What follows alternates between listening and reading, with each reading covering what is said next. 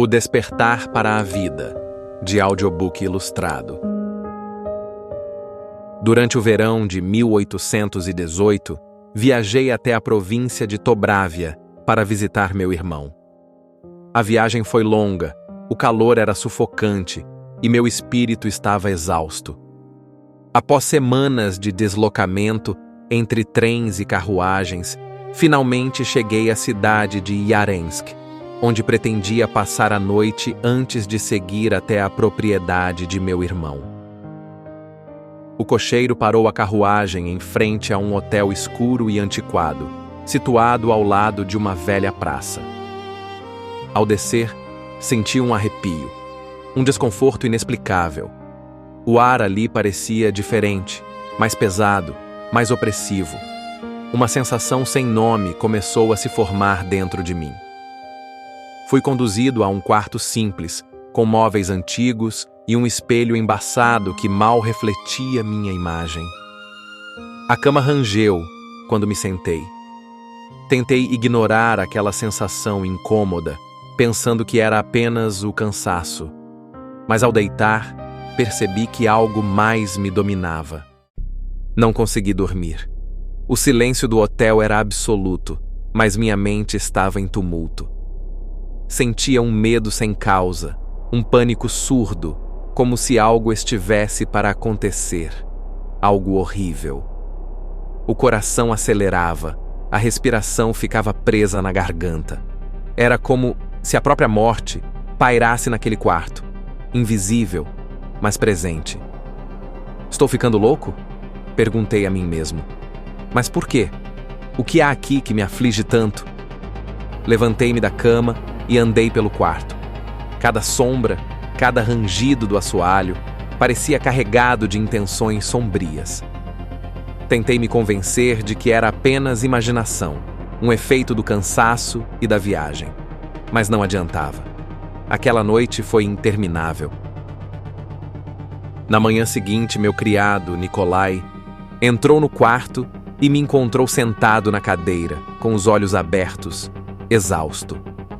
Ele me perguntou se eu havia dormido bem e respondi com um aceno. Eu não queria falar sobre aquilo. Não sabia como explicar aquela angústia.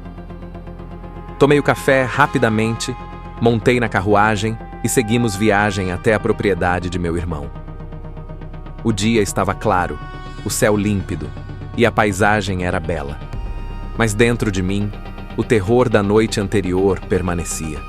Uma sombra invisível me acompanhava. Ao chegar à casa de meu irmão, fui recebido com alegria. Havia outros convidados, primos, vizinhos da região, e todos falavam animadamente. Eu sorria, conversava, mas algo em mim estava deslocado. Tudo parecia sem sentido, como se eu estivesse vendo a vida através de um véu. Durante os dias seguintes, participei das caçadas, dos jantares e das conversas, mas sempre sentia que havia algo errado comigo. O medo que surgira naquela noite em Yarensk não me abandonava. Era como se uma rachadura tivesse se aberto em meu espírito, uma rachadura pela qual a escuridão escorria lentamente. À noite, quando me deitava, revivia tudo. O quarto do hotel, o espelho embaçado, o ar sufocante, a sensação de que algo estava prestes a me destruir. E cada noite, o medo crescia. Comecei a evitar os outros. Sentia-me incomodado com a conversa vazia, com os risos. A existência ao meu redor parecia frágil e tola. Em meu íntimo, só havia uma pergunta: por que estou vivo? Os dias se arrastavam e minha alma permanecia em tormento. Tentei me distrair. Lia romances, jornais, livros religiosos, caçava, cavalgava, passava horas em silêncio no jardim. Mas nada afastava aquela presença. Uma sensação de que a morte me rondava, não com violência, mas com calma paciência. Passei a escrever longas cartas que jamais enviei. Palavras que buscavam compreender o que havia de errado comigo. Comecei a registrar pensamentos em um caderno. O que é essa vida em que nascemos sem pedir, caminhamos sem saber para onde e desaparecemos sem deixar rastro? A pergunta me corroía. Uma noite, durante uma caçada, perdi-me na floresta. Havia neblina, e os sons dos animais noturnos pareciam vozes longínquas. Em determinado momento, parei ao lado de um lago e vi meu reflexo na água. Era como se observasse um estranho, um homem vestido de caçador, com olhos vazios. E se eu desaparecesse agora? Alguém notaria? Ao retornar à casa, meus sapatos estavam encharcados, o rosto arranhado. Mas ninguém fez perguntas. Sentaram-me à mesa, serviram-me sopa quente e continuaram a falar de banalidades. E foi ali que senti. A vida seguia, indiferente ao que se passava dentro de mim.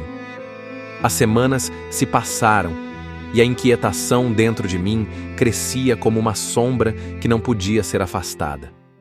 Passei a questionar não só o mundo, mas a mim mesmo, minha razão, minha sanidade, minha própria existência. Havia momentos em que sentia que estava à beira da loucura. Não uma loucura comum, de delírios ou alucinações, mas uma loucura profunda. Aquela que nasce da consciência do absurdo, da sensação de vazio e do medo da própria vida. Comecei a perceber que o verdadeiro terror não vinha dos monstros que inventamos, mas do silêncio cruel do mundo diante das nossas perguntas sem resposta. Em uma noite particularmente escura, quando a casa estava em silêncio, olhei para o espelho e disse para meu reflexo: quem é você? Por que está aqui? Qual o sentido de tudo isso? E naquele momento, compreendi que estava diante de um abismo. Um abismo que me encarava de volta. Mas, paradoxalmente, foi essa mesma visão do abismo que me trouxe uma centelha de esperança. Porque se o vazio existe, é porque algo há além dele. Uma possibilidade de sentido, mesmo que eu ainda não a conhecesse. Comecei a frequentar a igreja da vila. Não por fé, mas por busca. Ouvi sermões que falavam de amor, de perdão, de vida eterna. Palavras que pareciam tocar uma parte esquecida em mim. Aos poucos, as palavras da igreja começaram a penetrar meu espírito cansado. Não compreendia ainda o significado profundo da fé, mas sentia que ali havia algo que minha mente inquieta buscava há tempos. Nas leituras dos evangelhos, encontrei passagens que falavam de amor incondicional, de compaixão e de humildade, qualidades que pareciam tão distantes da vida materialista que eu levava. Passei a meditar sobre o sofrimento dos homens, sobre a injustiça da vida e a fragilidade do corpo. A consciência da minha própria morte tornou-se mais viva, não como ameaça, mas como convite para a transformação. Entendi que o vazio que me atormentava era fruto do afastamento de mim mesmo e do mundo. A verdadeira loucura era viver desconectado da essência da vida. Durante uma manhã de verão, sentei-me sob uma árvore e pensei: se a morte é a última palavra, o que posso fazer para que a vida tenha sentido? Naquele instante, senti uma calma inesperada, um suspiro da alma, que até então me era estranho. A inevitabilidade da morte sempre pairou sobre mim como uma sombra silenciosa.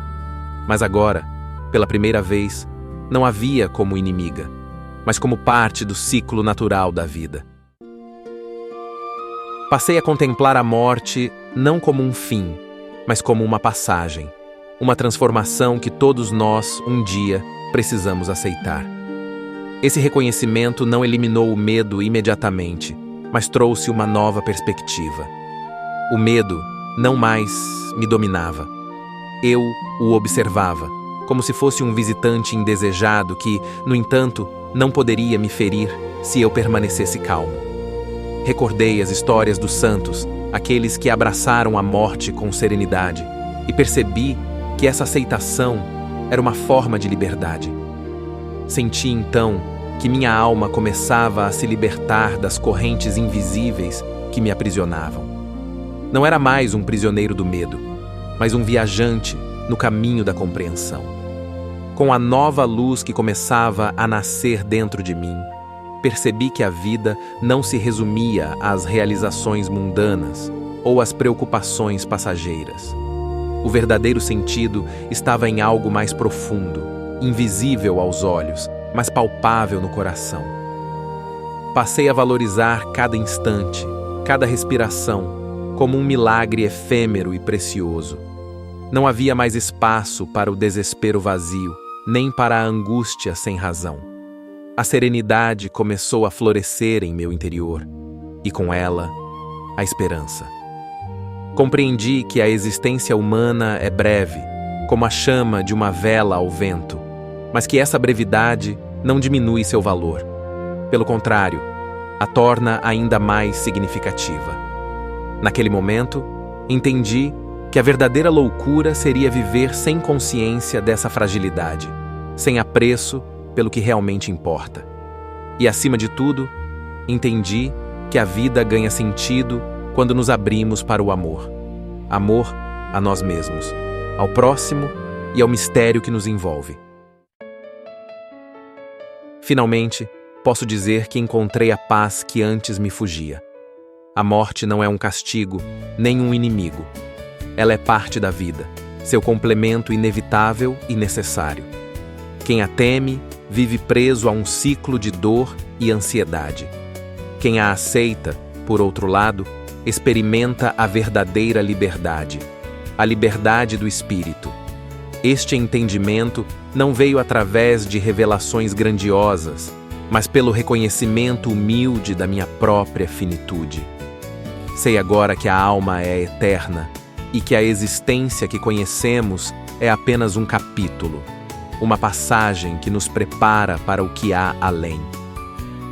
E é com essa convicção que encerro este diário, não como um louco, mas como um homem desperto que atravessou as sombras para encontrar a luz. Este vídeo é uma obra autoral, criada originalmente para expressar reflexões sobre a existência humana, a finitude da vida e a transformação do medo da morte em aceitação e valorização do presente. Embora inspirado por temas e estilos presentes em obras clássicas de autores russos e grandes escritores existencialistas como Lev Tolstói, Fyodor Dostoiévski e Anton Chekhov, o conteúdo apresentado é uma criação original, livre de cópias textuais, que busca homenagear e dialogar com essas tradições literárias. A intenção é promover uma reflexão única e contemporânea, convidando o espectador a mergulhar nas inquietações e belezas da condição humana.